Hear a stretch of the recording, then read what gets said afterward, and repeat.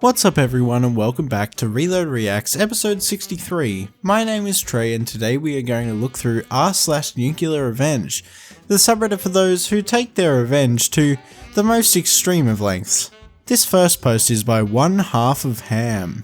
Being the worst boss ever does not pay off. Originally shared in Petty Revenge but was told I should post here too. In the year of 2003, the company I was working for closed down, so I sought out new employment. I was a machinist by trade with a great reputation, so it took me less than a day to get a job.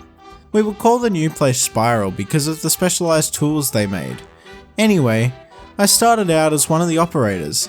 The place was owner operated, meaning the owner was there daily. He had a floor supervisor that was actually pretty nice.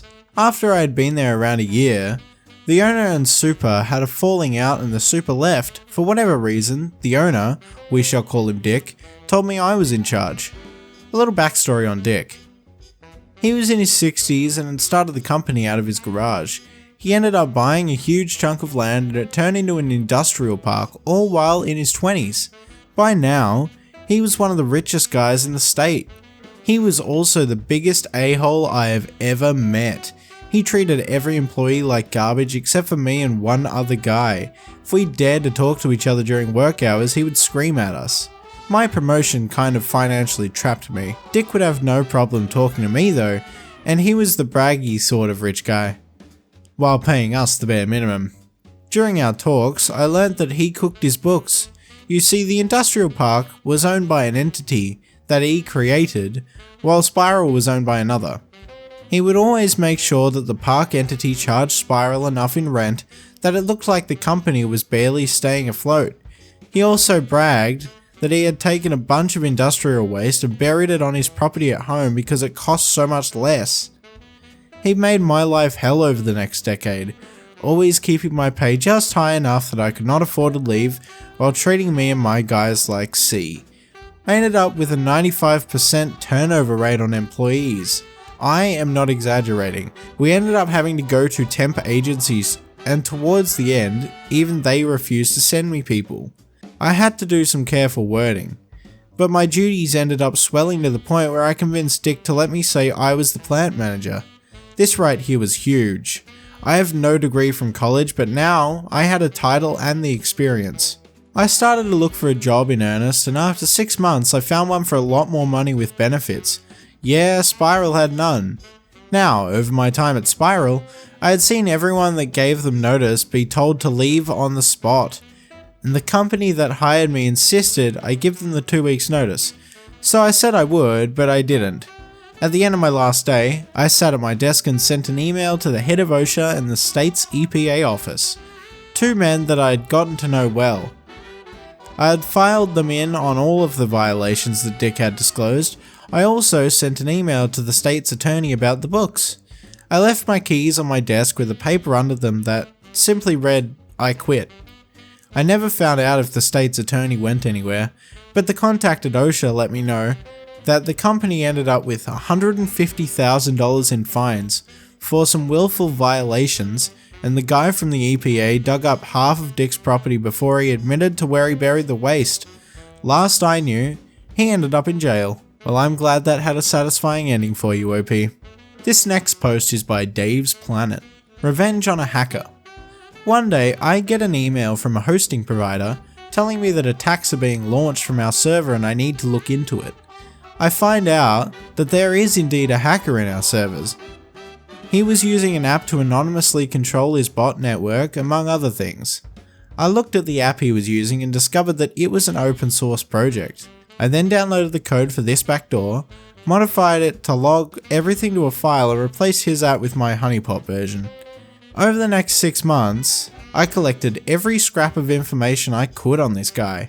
I then used that information to take over many of his online accounts, including his main email account. That was the account where he had registered all of his services too, so I was able to issue password reset requests for everything he owned. I gained control of 6 other email accounts, 24 IRC accounts, his Facebook page, his dating profile, numerous websites, and the backup site he used for his cell phone. I have his phone number, his mum's number, and his girlfriend's number. I know his address, his birthday, the schools he went to, even his favourite foods and music. After I took every single online account he ever had away from him, I sent a nasty email to his ISP in an effort to extort yet more information from them. In that email, I said some very unkind things about the monarch of Indonesia, and how I might smear the monarch publicly if I don't get the information. The hacker disappeared immediately after that. Weird.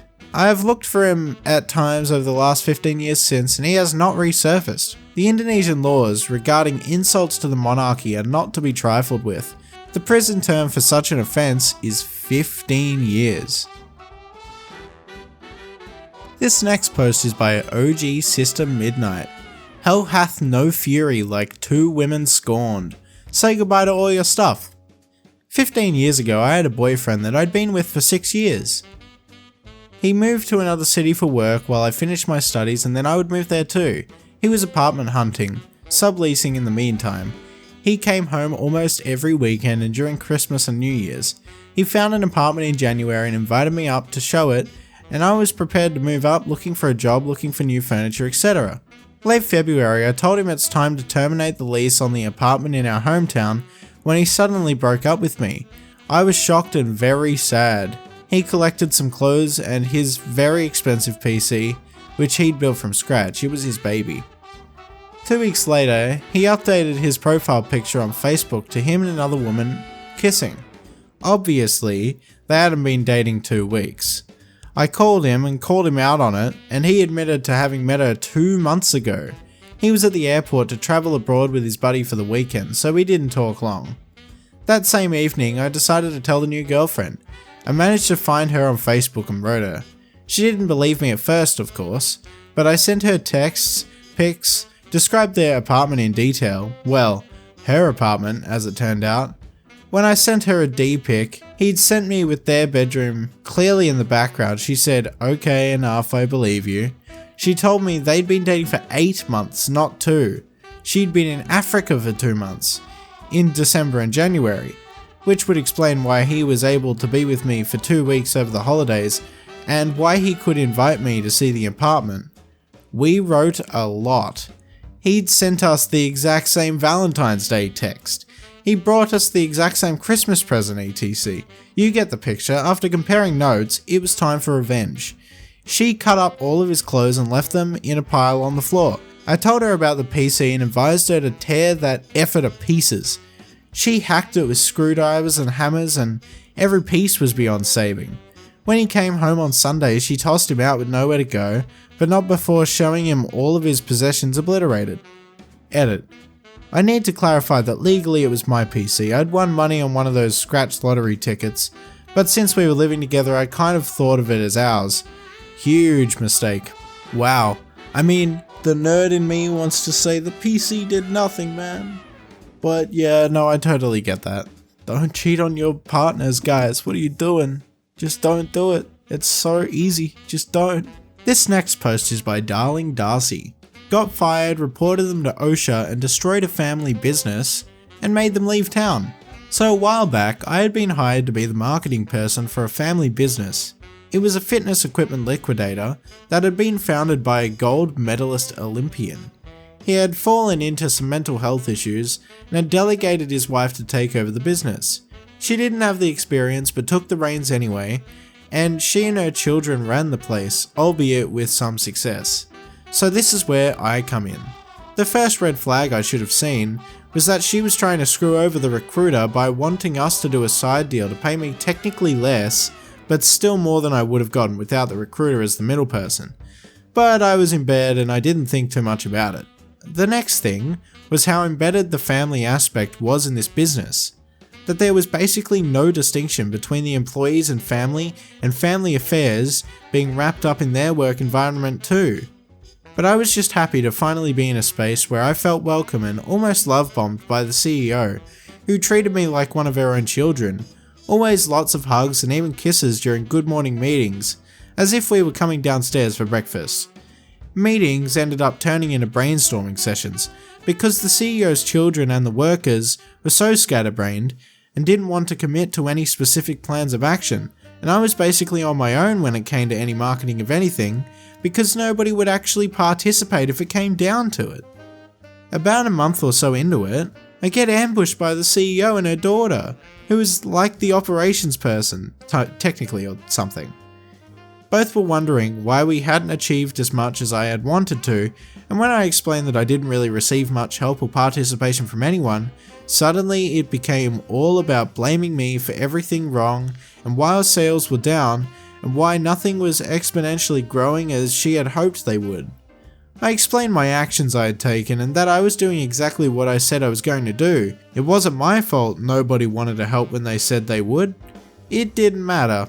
They wanted me gone because they expected the moon in 3 weeks' time with zero budget and zero help from anyone else. So I just left. I want to add I did a lot while there. I automated a lot of their processes that they were doing by hand. Set up Salesforce and Slack, as well as setting up and handling Zendesk and a ticketing system, and even automating a lot of POS processes so that from card tap to accounting it was all smooth and seamless. And I made tons of things very efficient for them, and improved productivity while there. But none of that mattered, of course. They want to double the sales from basically social media posting and nothing else. That's a crazy ask. While I was there, I documented a ton of OSHA violations. Oh no. Exposed wires where customers would walk, ADA violations, customer safety violations, forklifts operated with zero certification and no PPE, and having employees standing on top of the forks just to reach the warehouse ceiling, with no safety anything, structural violations, you name it. They did landlord special type fixes and left things in often worse states than before. I made the call and sent OSHA photos of what I had documented, which I had only documented in the event of needing to use it. Never actually expected it to come to that, but I did. After talking with them, it was explained to me that there was months-long processes to get actions to be taken, even with evidence. The penalties for the violations I had evidence for were financially crippling fines I knew they wouldn't be able to handle. And after a month of checking every now and then, I got confirmation action was taken. Then a couple months later, I drove past the warehouse/showroom and saw that it was abandoned. Overgrown grass in the parking lot, boarded up windows and doors for lease, all gone and dilapidated. While I was placing those calls, I was also reaching out to my realtor friend, who is super good at doing what she does, saying that we should time it right so after these fines and penalties, that she can drop literature off at their door until they're convinced to sell. She didn't do it in time, but she did catch wind that the house had been sold and sold fast. Their website was 404'd, and they'd basically packed their bags and left. I still can't believe it worked. But sometimes in life we have to accept that we are the karma that someone has coming to them. Goodbye, Amy. Wherever you and your family left to. We're even. Oof, man. Got that entire business shut down, OP. I mean, fair enough. They had so many violations going on, I feel like anyone could have done it, but I'm glad you reported it. I know that nobody likes a narc, but if there's that many violations and it's just unsafe, someone should be reporting that. This post is by MethodRN00. I hunted down my credit card thieves. Crosspost recommended several times in Petty Revenge. Yesterday morning, I received an email notification from my credit card company stating that a transaction for $1,500 at a med spa was declined, and another stating it was approved. Huh? I immediately called said CC company to report the fraudulent charge. Turns out my card has had fraudulent charges over the past 3 weeks, with purchases including various hotels in my area, eBay, gas station, self-storage, and moving truck rental. I rarely use this card. The last time I used it in person was in February and last online purchase in 2023. Fortunately, my CC company flagged all recent charges and closed my card. Yay! This morning my significant other had a doctor's appointment in the same city as a hotel purchase made yesterday. After the doctor, BF asked me what I thought we should do today. I said, well, you wanted to shop for some new shoes, or we can swing by this hotel up the street and see if the credit card thieves are still there. The amount seemed like it would cover 2 or 3 days. So boyfriend and I go to the hotel to see if the people were still checked in and to let them know the card was stolen and the charges would be reversed. Front desk lady was peed. She was able to find the reservation by credit card number and noted that the person had kept changing cards to pay for the room. Of course they didn't tell me the room number, much to my BF's dismay. BF was hoping to get a room key to take their stuff, lol. Right. I called my credit card company and they asked me to call the police. I called the sheriff department and they arrived within 20 minutes. I was surprised they even came. I gave them my report, ID and credit card. The deputy asked if I wanted to prosecute. I said yes.